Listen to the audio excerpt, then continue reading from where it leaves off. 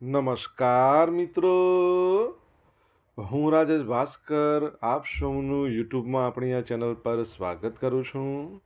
મિત્રો, આજે આપણે તારીખ 9 મે 2025ના કેટલાક મોસ્ટ ઇમ્પોર્ટન્ટ કરંટ અફેર અને અગાઉની પરીક્ષામાં પૂછાયેલા કેટલાક ઇમ્પોર્ટન્ટ પ્રશ્નો વિશે ડિટેલમાં ચર્ચા કરીશું, જે આપને આવનારી પરીક્ષા માટે ખૂબ જ ઉપયોગી સાબિત થશે. તો મિત્રો, આપ આ ચર્ચા સાથે જોડાઈ રહેજો અને વિડીયોને પહેલેથી લઈને છેલ્લે સુધી પૂરેપૂરો જોવાનો આગ્રહ રાખજો. તો ચલો મિત્રો, શરૂ કરીએ. શરૂઆત કરતાં પહેલાં જણાવી દઉં કે જો તમારે આપણી આ યુટ્યુબ ચેનલને સબસ્ક્રાઈબ કરવાનું બાકી હોય તો ચેનલને સબસ્ક્રાઈબ કરજો, નોટિફિકેશન બેલ આઇકોનને પ્રેસ કરીને, અને જો તમને વિડીયો પસંદ આવે તો વિડીયોને લાઇક કરજો અને તમારા જેટલા પણ મિત્રો છે એ બધા મિત્રો જોડે આ વિડીયોની લિંકને શેર કરજો. તો શરૂઆત કરીએ. સૌપ્રથમ જોઈશું અગાઉની પરીક્ષામાં પૂછાયેલા ભારતની ભૂગોળના પ્રશ્નો, જેના જવાબો તમારે મને કમેન્ટ બોક્સમાં લખીને જણાવવાના છે. અને વિડીયોના લાસ્ટમાં જ્યારે હું તમને આ દરેક પ્રશ્નોના જવાબ જણાવું ત્યારે તમારે ચેક કરવાનું છે કે તમે આપેલા પ્રશ્નોના જવાબમાંથી કેટલા પ્રશ્નોના જવાબ સાચા છે. અને જેટલા પણ પ્રશ્નો જવાબ સાચા હોય એનો આંકડો તમારે કમેન્ટમાં લખવાનો છે કે 10માંથી આટલા સાચા છે.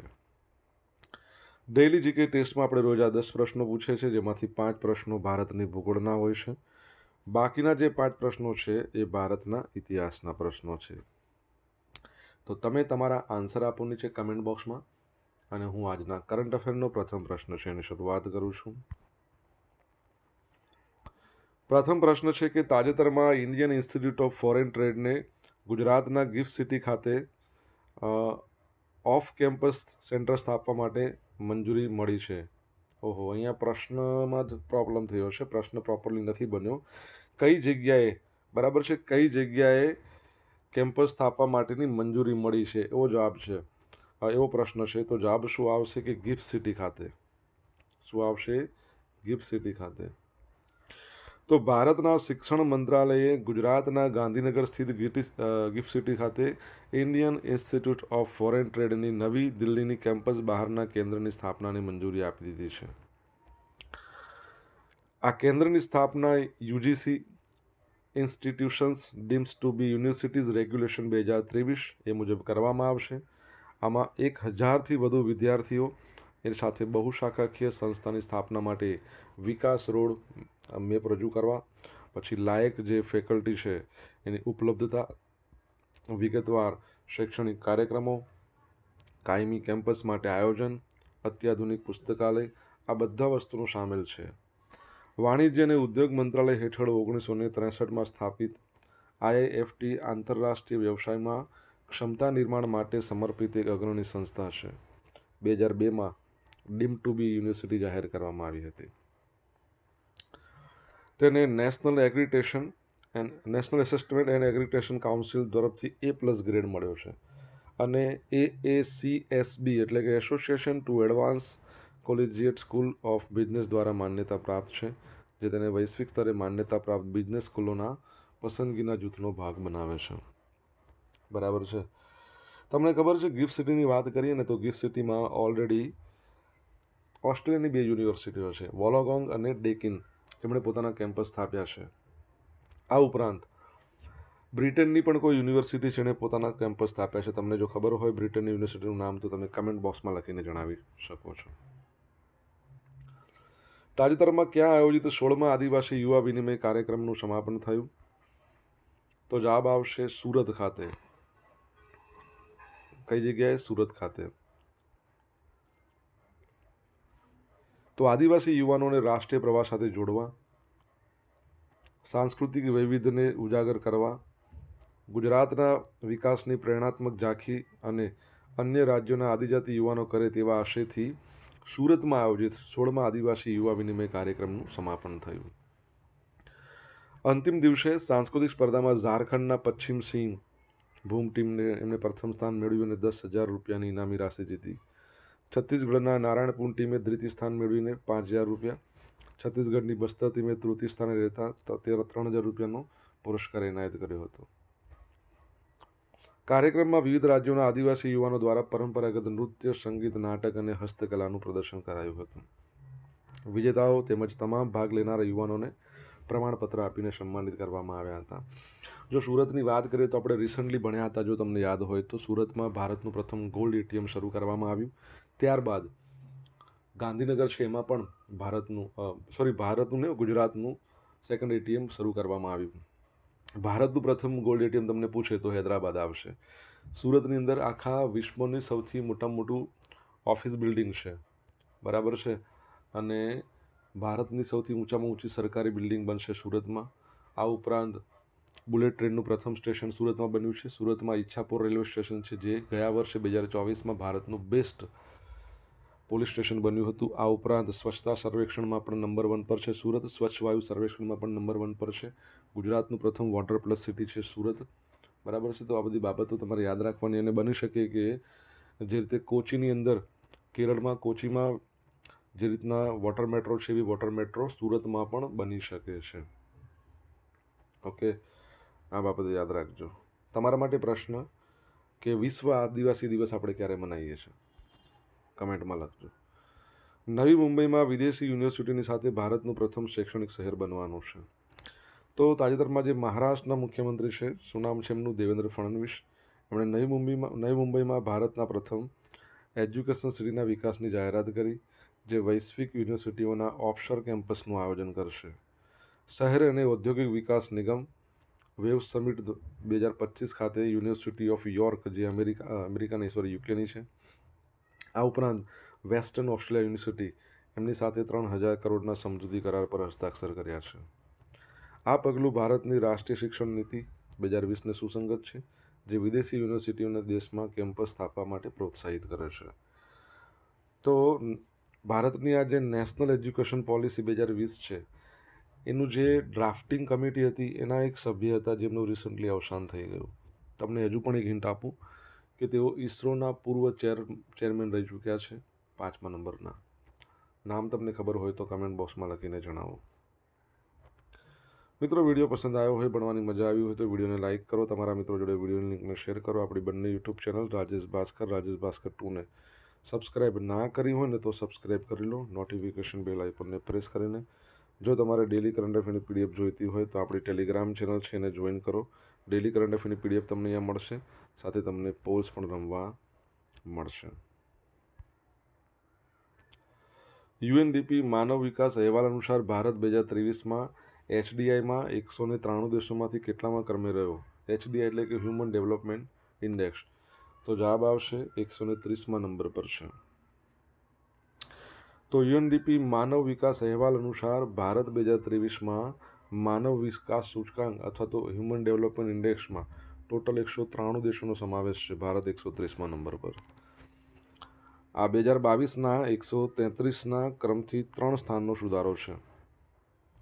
HDIનું મૂલ્ય 2022માં 0.676થી વધીને 23માં 0.685 થયું છે. HDI રેન્કિંગમાં ટોચ પર આઇસલેન્ડ છે, 0.972. ત્યારબાદ નોર્વે અને સ્વિટ્ઝરલેન્ડ છે. દક્ષિણ સુદાન છે 0.388ના સ્કોર સાથે 193મા નંબર પર છેલ્લે છે. અને માનવ વિકાસ અહેવાલની થીમ છે a matter of choice, people and possibilities in the age of artificial intelligence. ભારતમાં જન્મ સમયે આયુષ્ય 2022માં 71.7 વર્ષનું હતું, 2023માં 72 થયું છે, જે સૂચકાંકની સ્થાપના પછી સૌથી વધુ છે. શાળાકીય શિક્ષણના સરેરાશ વર્ષોમાં 6.6થી નજીવા પ્રમાણમાં વધીને 6.9 વર્ષ થયા છે. માથાદીઠ રાષ્ટ્રીય આવક છે એ છે 2023માં વધીને $9,047 થઈ છે. 2022માં $8,475 હતી, બરાબર. તો યાદ રાખજો.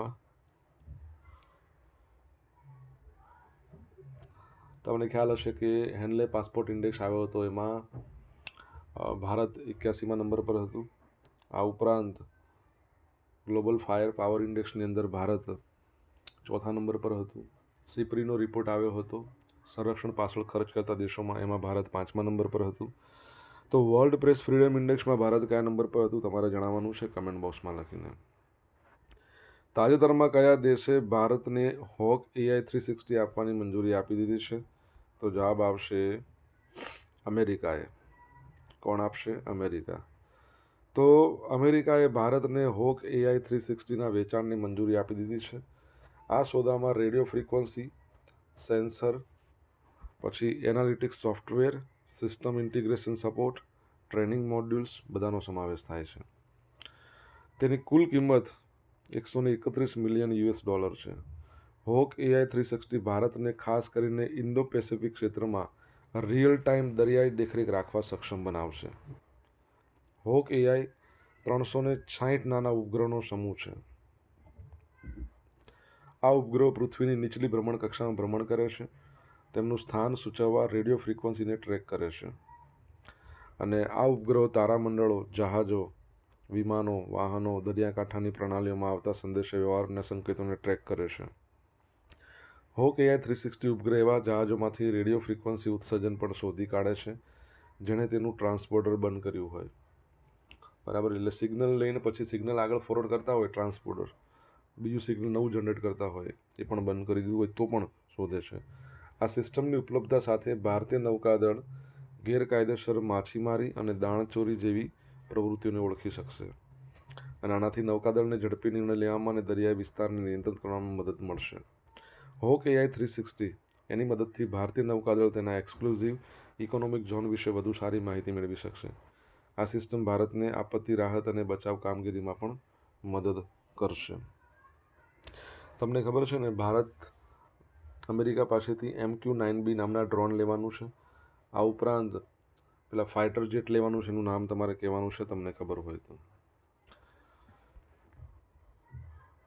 ફ્રીડરિચ મેર જર્મનીના નવા ચાન્સેલર બની ગયા છે. તો ક્રિશ્ચિયન ડેમોક્રેટિક યુનિયન આ પાર્ટી છે, શું નામ છે એના? ફ્રીડરિચ મેર્જ, જે 10મા ચાન્સેલર બન્યા છે જર્મનીના. આપણે જે રીતના ભારતની અંદર પ્રાઇમ મિનિસ્ટરનું પદ છે એવું ત્યાં ચાન્સેલરનું પદ છે. તો ફ્રીડરિચ મેર્જની વાત કરીએ તો ઓલાફ સ્કોલ્ઝના સ્થાને આવ્યા છે, જેમની ગઠબંધન સરકાર 2025ના બુન્ડેસ્ટાગની સામાન્ય ચૂંટણી હારી ગઈ છે. ફ્રેડરિક મેર્ચ છે એ CDU, ક્રિશ્ચિયન સોશિયલ યુનિયન અને સોશિયલ ડેમોક્રેટિક્સની ત્રણેય પક્ષે ગઠબંધન સરકારનું નેતૃત્વ કરે છે. બરાબર છે. જે રીતના આપણા ભારતની અંદર કેન્દ્રમાં અત્યારે NDAની સરકાર છે, નેશનલ ડેમોક્રેટિક એલાયન્સ. બુન્ડેસ્ટાગ એ જર્મનીની રાષ્ટ્રીય સંસદ છે. તેના સભ્યો જર્મન જનતા દ્વારા ચૂંટાય છે. બુન્ડેસ્ટાગની અંદર 630 સભ્યો છે અને બુન્ડેસ્ટાગનો કાર્યકાળ 4 વર્ષનો હોય છે. જર્મનીની આપણે વાત કરી રહ્યા છીએ, તો જર્મનીનું કેપિટલ તમને ખબર હોવું જોઈએ, મને જણાવો કમેન્ટ બોક્સમાં લખીને. અને ફ્રાન્ક વોલ્ટર સ્ટેઇનમેનર છે એ જર્મનીના પ્રેસિડેન્ટ છે. ઓકે, કરન્સી એની યુરો છે, આ યાદ રાખજો.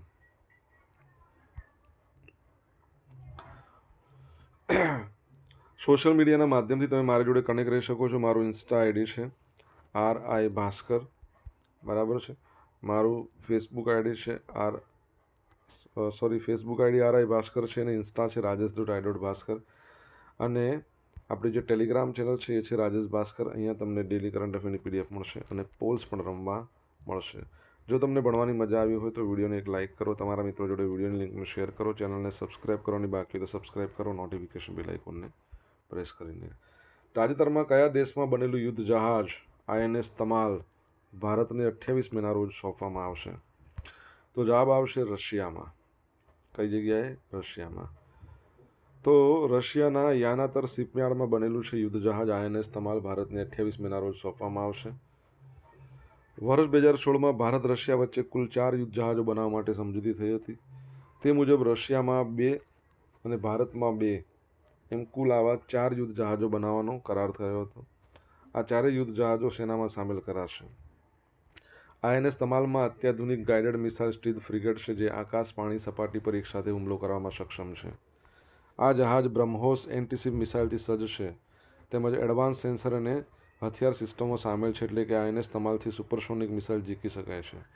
જહાજ પર મલ્ટીરોલ હેલિકોપ્ટર પણ સરળતાથી ઉતરી શકે છે. બરાબર છે. જો રશિયામાં તમને ખબર હોય ને, રિસન્ટલી આપણે ભણ્યા હતા કે કેન્સરની વેક્સિન શોધી છે રશિયાએ. 2025માં તો એણે આપવાની ચાલુ પણ કરી દીધી છે. મને કહો, વિશ્વ કેન્સર દિવસ આપણે ક્યારે મનાવીએ છીએ?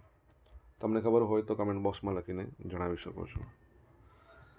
કીર્તિકા રેડ્ડીએ એઆઈ કિરણ લોન્ચ કર્યું.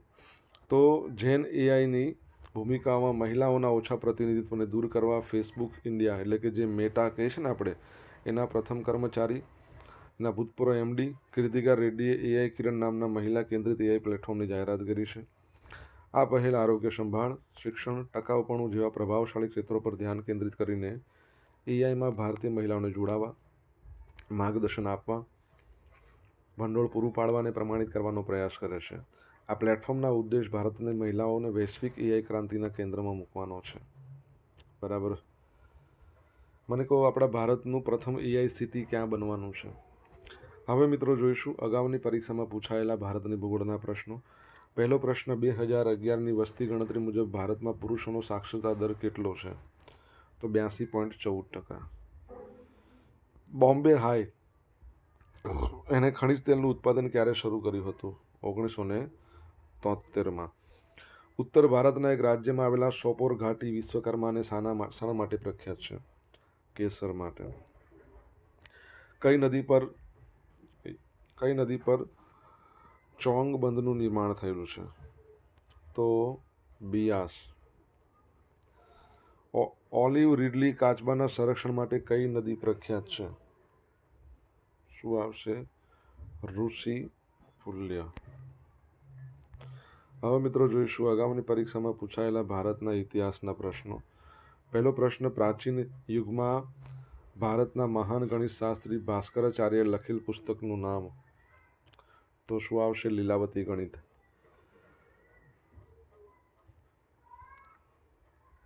બીજા વિશ્વયુદ્ધ પછી ભારતને સ્વતંત્રતા આપવાની બ્રિટિશ સરકારે કરેલી જાહેર ખાલી જગ્યા તરીકે ઓળખાય છે? ઓગસ્ટ દરખાસ્ત. કેબિનેટ મિશનમાં કેટલા સભ્યો હતા? 3. વીર સાવરકર દ્વારા સ્થાપિત મિત્રમેલા સંસ્થા પછીથી કયા નામે ઓળખાય? તો અભિનવ ભારત. શક સંવતની શરૂઆત કયા ભારતીય મહિનાથી થાય છે? ચૈત્ર. હવે મિત્રો જોશું ગઈકાલે પૂછેલા પ્રશ્નો જવાબ. પહેલો પ્રશ્ન છે, તાજેતરમાં વિયેતનામ ખાતે વિશ્વ સ્તરની માસ્ટર શેફ ક્લિનરી આર્ટ એટલે કે પાક કળાની સ્પર્ધામાં ગુજરાતી થાળી છે એને ટોટલ કેટલા મેડલ મળ્યા છે? તો 5 ગોલ્ડ મેડલ મળ્યા છે. સેકન્ડ પ્રશ્ન છે, કેન્દ્ર સરકારે ક્યારે દેશના 244 જિલ્લામાં મોક ડ્રીલ કરવાનું કહ્યું છે? તો જવાબ આવશે 7મી મેના રોજ. બરાબર છે.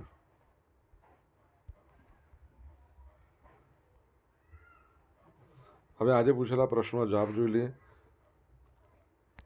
પહેલો પ્રશ્ન શું હતો કે બ્રિટન છે, યુકે છે, યુકેની એક યુનિવર્સિટી છે જેણે ગિફ્ટ સિટીમાં કેમ્પસ ખોલવાનું છે. તો યુનિવર્સિટી ઓફ સરે. શું નામ છે? યુનિવર્સિટી ઓફ સરે.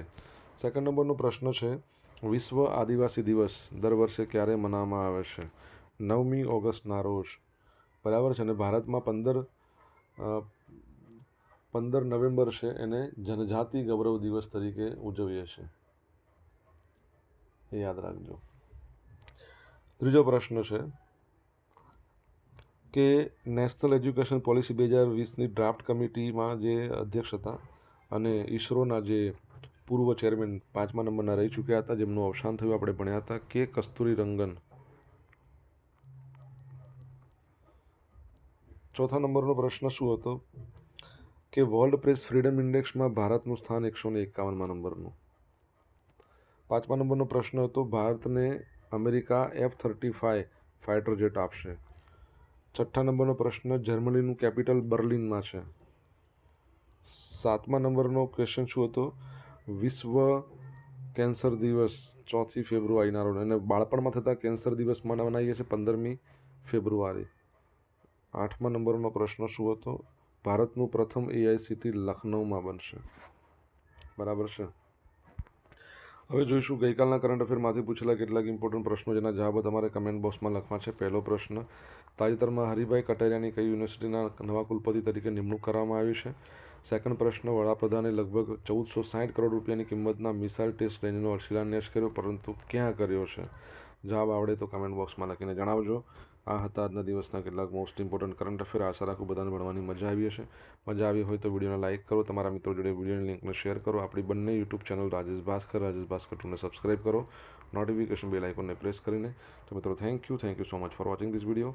Have a nice day. જય હિન્દ, જય ભારત, જય જય ગરવી ગુજરાત.